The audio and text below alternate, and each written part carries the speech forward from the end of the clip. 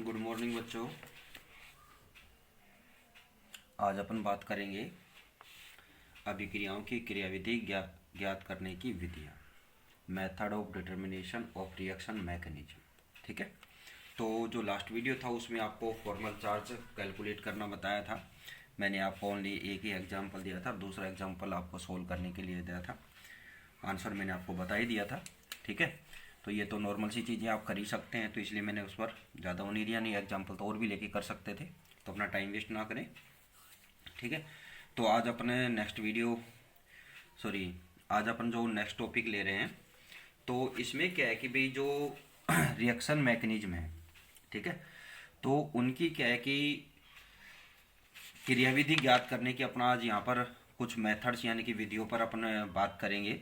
तो इसमें क्या है कि भी कुछ मेथड्स होते हैं कि जिनके द्वारा आप क्या कर सकते हैं कि इनका डिटर्मिनेशन कर सकते हैं। फॉर एग्जांपल आपको यहाँ पर क्या क्या है कि एक तो आता है प्रोडक्ट एनालिसिस, उत्पाद विश्लेषण विधि। दूसरी आती है मध्यवर्ती की उपस्थिति की पहचान, determination of the presence of intermediate. Third आता है आइसोटोप इफेक्ट। ठीक है, फोर्थ आता है गति की अध्ययन, काइनेटिक स्टडीज। और फिफ्थ नंबर आता है स्टीरियोकेमिकल स्टडीज। ठीक है, और इसके साथ ही अपनी यूनिट भी कंप्लीट हो जाएगी इन टॉपिक के साथ ही। ठीक है, कि जो अपनी फर्स्ट यूनिट है, इस फर्स्ट यूनिट में अपने को क्या है कि जो सिलेबस के अकॉर्डिंग अपनी जो बात होती है, तो उसमें अपना कौन कौन सा मैटर था, तो इसमें ओनली यही था मैकेनिज्म ऑफ ऑर्गेनिक रिएक्शन। तो ये आपकी फर्स्ट यूनिट कंप्लीट हो जाएगी। और आपको बताया था मैंने कि पर यूनिट 2 क्वेश्चन आपको आते हैं। ठीक है, तो यहाँ पर आपको मैंने दोनों क्वेश्चन का ही मैटर आपको कंप्लीट करा दिया है, तो आपको एक ही अटेंड करना होगा एग्जाम में।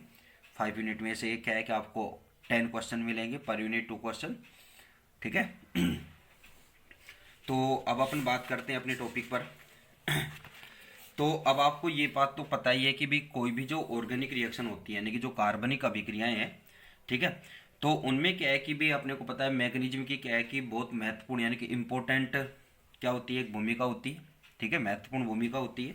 ठीक है, और क्या है कि इन विधियों को ज्ञात करने का ही क्या है परिणाम है कि ये जो अपन डिफरेंट टाइप के ऑर्गेनिक रिएक्शन बढ़ते हैं, तो वो उसका रीजन यहाँ पर क्या है कि अपने को जो ये क्रिया विधियाँ ज्ञात की हुई है, यही इसका रिजल्ट है। ठीक है, कि अपने को ये भी पता है कि भाई बहुत सारी यानी कि असंख्य भिन्न भिन्न रासायनिक अभिक्रियाओं में क्या है कि क्या है कि कुछ प्रकार से अपन क्या कर सकते हैं, डिवाइड कर सकते हैं। जो आपने इससे पहले आपने पढ़ाई है ऑर्गेनिक रिएक्शन कौन कौन सी है। ठीक है, तो मेनली 4 रिएक्शन ही पढ़ते हैं अपन। ठीक है, तो उनका अपन स्टडी कर ही चुके हैं। तो अब क्या है कि किसी भी रासायनिक अभिक्रिया की जो प्रस्तावित क्रियाविधि है, तो उसमें क्या करेक्टर होने चाहिए, ठीक है, क्या गुण होने चाहिए। तो फर्स्ट उसमें क्या होना चाहिए कि जो रासायनिक अभिक्रिया है उसमें जो एनर्जी चेंज हो जाता है, ठीक है, ऊर्जा परिवर्तन की क्या है कि यहाँ पर सही से व्याख्या हो सके। ठीक है ना, description of energy change in chemical reaction. ठीक है, इसी तरह से क्या है कि यहाँ पर डिस्क्रिप्शन ऑफ एक्सपेरिमेंटल ऑब्जर्वेशन यानी कि प्रायोगिक परीक्षणों की सही व्याख्या। ठीक है, और इसके अलावा क्या है कि उससे कुछ मिलती जुलती रिएक्शन जो होती है, ठीक है, उन अभिक्रियाओं पर भी ये लागू हो सके। तो ये 3 बातें मेन होनी चाहिए उसमें। ठीक है, अब क्या है कि किसी रिएक्शन की आप मैकेनिज्म को अगर ज्ञात करना चाहते हैं, तो इसकी कुछ विधियां हैं। तो उन विधियों में फर्स्ट विधि आती है उत्पाद विश्लेषण विधि। तो इस पर अभी थोड़ा सा रुक के बात करेंगे। ठीक है, तो जो अपनी मेन मेन सी पॉइंट अपन यहाँ पर है वो नोट करते हैं।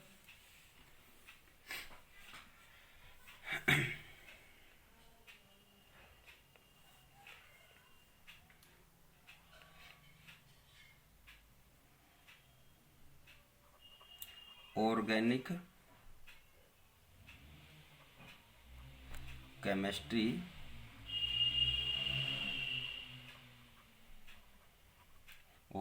केमिस्ट्री में रिएक्शन की मैकेनिज्म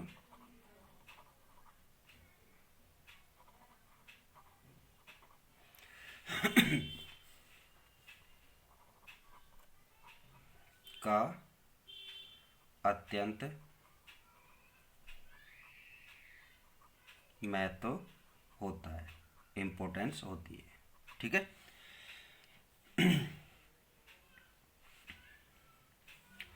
तो ये तो एक नॉर्मल पॉइंट है ही। इसके बाद क्या है कि किसी रिएक्शन यानी कि अभिक्रिया की प्रपोजल यानी कि प्रस्तावित मैकेनिज्म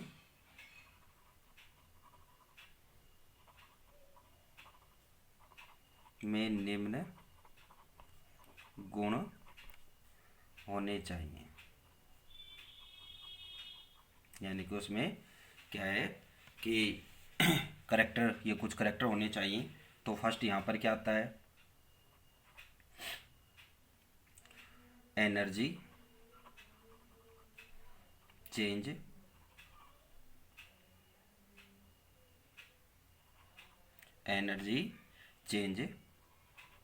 की राइट यानी कि सही व्याख्या, डिस्क्रिप्शन,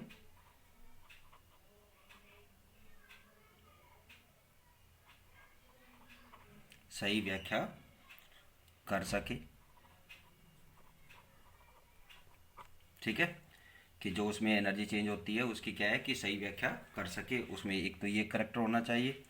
सेकंड क्या होना चाहिए कि जो प्रायोगिक प्रेक्षण है, ठीक है ना, यानी कि एक्सपेरिमेंटल ऑब्जर्वेशन,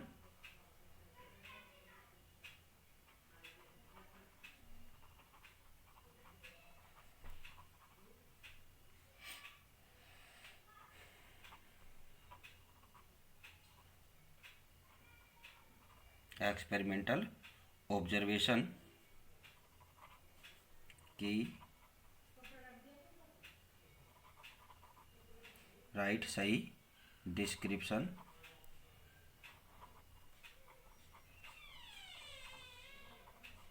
कर सके। इसकी भी क्या करे, वो सही व्याख्या करे। जो अपने पास प्रायोगिक तथ्य बोले या प्रायोगिक प्रेक्षण बोले, ठीक है ना, उनकी सही व्याख्या करती हो। और तीसरा क्या है कि उससे मिलती जुलती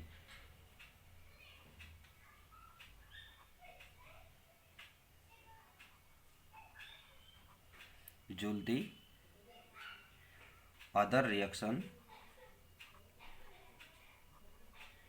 अन्य अभिक्रियाओं पर भी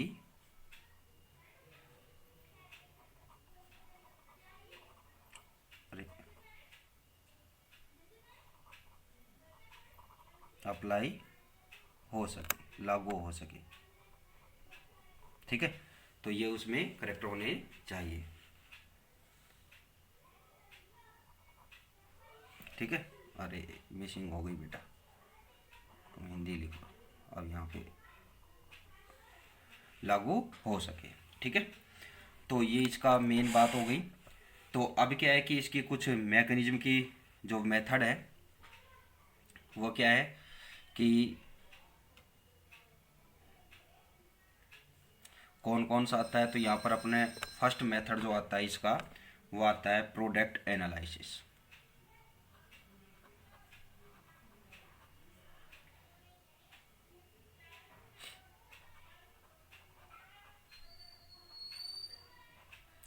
उत्पाद विश्लेषण।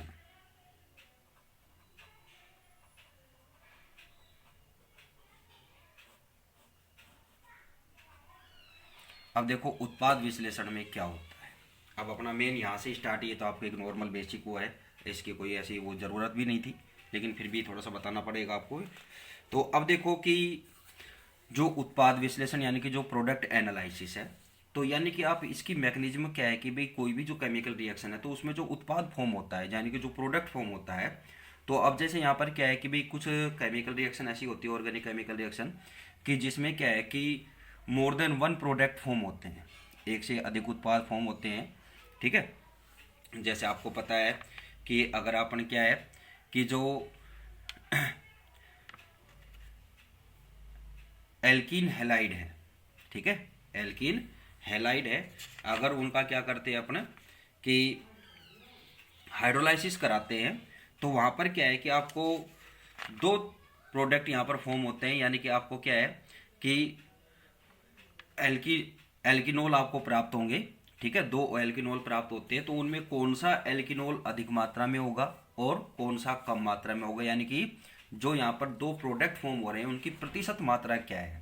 ठीक है, तो उस प्रतिशत मात्रा का एनालिसिस करके ही क्या है कि आप मैकेनिज्म को क्या है कि आप डिटर्मिनेशन कर सकते हैं, यानी कि आप एक तरह से क्या है कि उसका अनुमान लगा सकते हैं कि कौन सी हो सकती है। भाई SN1 है, SN2 है, ठीक है, इसके अलावा एलिमिनेशन रिएक्शन है, कौन सी रिएक्शन है, तो ये क्या है कि उसके प्रोडक्ट से ही आप एनालिसिस कर पाएंगे। तो यहाँ पर अपन एक एग्जांपल लेंगे कि जैसे क्या है, यहाँ पर आप अगर क्या करें कि 1 chloro 2 methyl 2 but sorry 3 methyl 2 butene, ठीक है, का अगर हाइड्रोलाइसिस कराते हैं तो इसमें क्या है कि 85% क्या होता है कि टर्सरी एल्कोहल और क्या होता है 15% प्राइमरी एल्कोहल यहाँ पर फॉर्म होता है। ठीक है, तो यहाँ पर ये फॉर्म होते हैं। तो उस कंडीशन में क्या है कि अगर इसी तरह से अपन दूसरा एग्जांपल ले कि यहाँ पर क्या है कि अगर अपन 3 क्लोरो 3 मैथिल और 1 ब्यूटीन ले, 3 क्लोरो 3 मैथिल और 1 ब्यूटीन का हाइड्रोलाइसिस करते हैं तो सेम प्रोडक्ट फॉर्म होते हैं।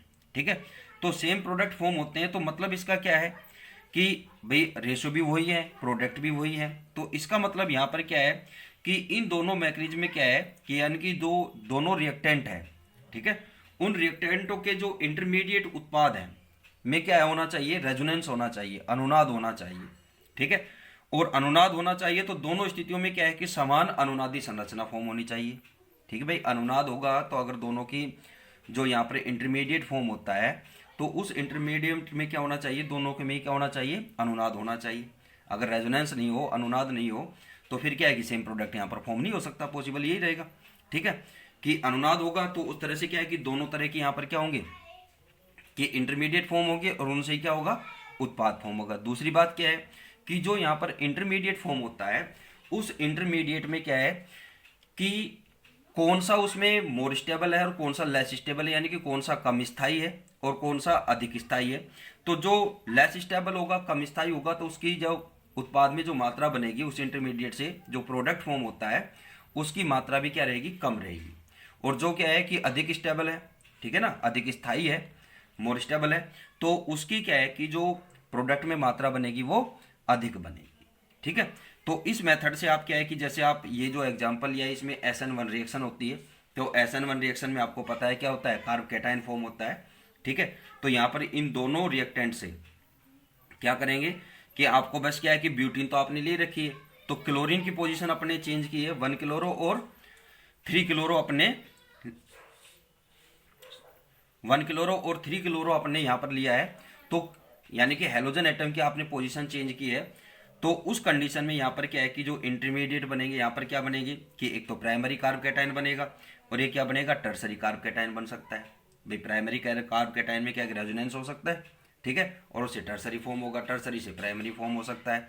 तो उस कंडीशन में आप क्या है कि इनमें अपन क्या है कि जो कार्ब कैटायन प्राइमरी है वो लेस स्टेबल होता है। आपने इनका रिएक्टिविटी ऑर्डर पढ़ ही रखा है कि प्राइमरी लेस स्टेबल, फिर क्या होगा सेकेंडरी, और फिर क्या होगा टर्सरी, यानी कि टर्सरी कार्ब कैटायन सबसे अधिक स्थायी होता है। उसका रीजन भी आपको पता है, पीछे आप पढ़ ही चुके हैं, क्योंकि ये क्या होती है, इलेक्ट्रॉन डेफिशिएंट स्पीशीज होती है। और क्या है कि जैसे जैसे क्या होता है कि इस पे कि number of Maithil group increase होते हैं तो वो क्या है कि इलेक्ट्रॉन की डेफिशिएंसी को इसकी क्या है कि काफ़ी हद तक कम कर देते हैं। ठीक है, इसकी इलेक्ट्रॉन न्यूनता को काफ़ी हद तक कम कर देते हैं, तो इस रीजन से क्या होगी, इसकी स्टेबिलिटी बढ़ती जाएगी। ठीक है, तो आपको सीरियल है कि मैथिल है, फिर उसके बाद एथिल है, फिर क्या है आपको आइसो वाला है, और फिर आपको टर्सरी वाला है। ठीक है, तो वो सीक्वल आपका उसी ऑर्डर में आपको चलेगा, स्टेबिलिटी ऑर्डर जो इंक्रीजिंग ऑर्डर है, बढ़ता हुआ क्रम है, तो उसमें ये है।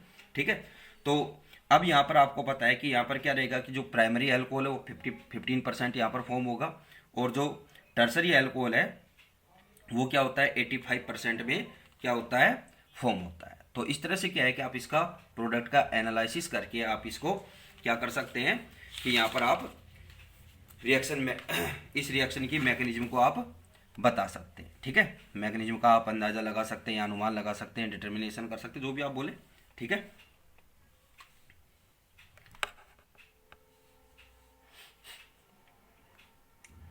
इस मेथड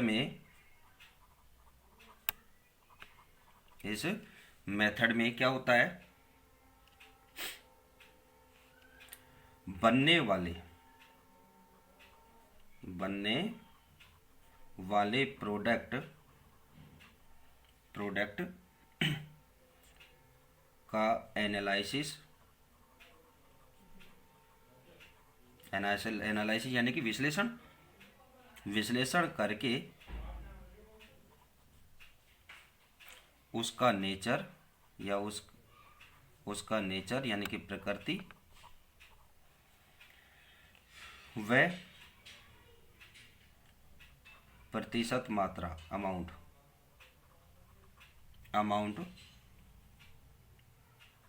डिटरमाइन ज्ञात किया जाता है।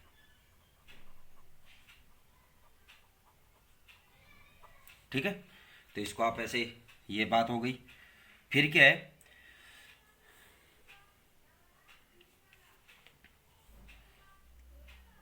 ये डिटरमाइन कर लेंगे, इसके आधार पर यानी कि नेचर और किसके, उसकी परसेंट अमाउंट के यानी कि मात्रा के आधार पर, ठीक है, इसके बेस पर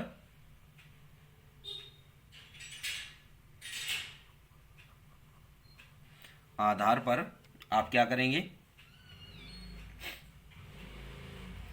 रिएक्शन की मैकेनिज्म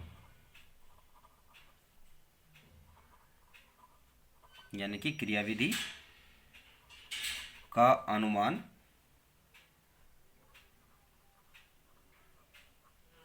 यानी कि एस्टिमेट